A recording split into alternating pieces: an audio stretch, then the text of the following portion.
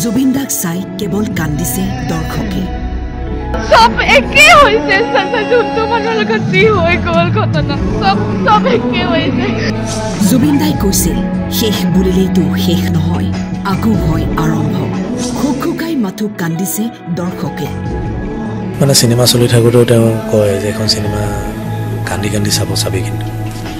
কৈছে নাই কান্দিব এতিয়া ধৰক উপলব্ধি কৰোঁ এই কথাবোৰনো কিয় কৈছিলে তেওঁ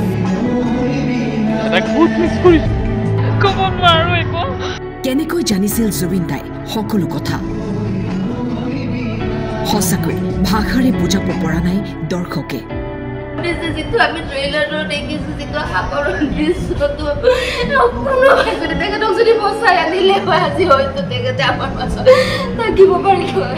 যদি কোনো ভাই যদি বচাই আনিল কি মানে এতিয়ালৈকে মানে লাগিছিল কি নহয় নেকি আহিব নেকি জুবিন দা কিন্তু সকলোৱে গৈ গ'ল মানে অংকন একদম খালি হৈ গ'ল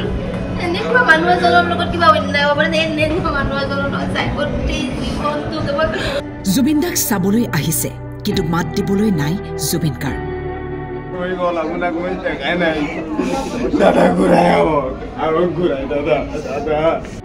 যেন এক জীয়া কাহিনীহে কৈ থৈ গ'ল জুবিন গাৰ্গে কিয় এই সাগৰকে বাছি লৈছিল চিনেমাখনত চিনেমাখন শেষ হোৱাৰ পিছতো ওলাই আহিব বিচৰা নাই দৰ্শকে